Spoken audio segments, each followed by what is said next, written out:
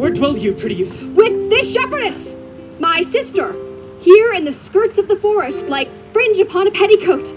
Are you native of this place? Your accent is something finer than you could purchase in so removed a dwelling. I have been told so of many, but indeed an old religious uncle of mine taught me to speak, one who knew courtship too well, for there he fell in love. I thank God I am not a woman to be stained with so many giddy offences as he hath generally taxed their whole sex withal. Can you remember any of the principal evils that he laid to the charge of a woman? There were none principal. They were all like one another as halfpence are, every one fault seeming monstrous till his fellow fault came to match it. I prithee, recount some of them. No! I will not cast away my physic, but on those that are sick. There is a man, haunts the forest, hangs odes upon hawthorns and elegies on brambles, all forsooth deifying the name of, Rosalind. If I could meet that fancy monger, I would give him some good counsel, for he seems to have the quotidian of love upon him. I am that he, that unfortunate he. There are none of my uncle's marks upon you. He taught me to know a man in love, in which cage of rushes I am sure you are not prisoner. What were his marks? A lean cheek, which you have not. A blue eye and sunken, which you have not. An unquestionable spirit, which you have not.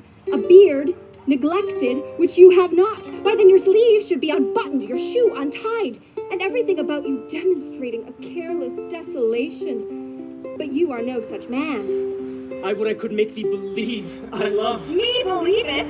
You may as soon make her that you love believe it. But in good sooth, are you he that hangs the verses on the trees wherein Rosalind is so admired? I swear to thee, youth, by the white hand of Rosalind, I am that he, that unfortunate he. But are you so much in love as your rhymes speak? Neither rhyme nor reason can express how much. Love is merely a madness, and I tell you, deserves as well a dark house and a whip as madmen do. Yet I profess curing it by counsel.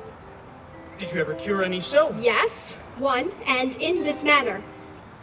He was to imagine me his love, his mistress, and I set him every day to woo me, at which time would I be changeable, longing and liking, full of tears, full of smiles, for every passion something, and for no passion truly anything.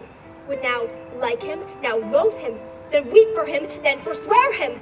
That I drove my suitor from a living humor of madness to a living humor of love, which was to forswear the full stream of the world and to live in a nook merely monastic.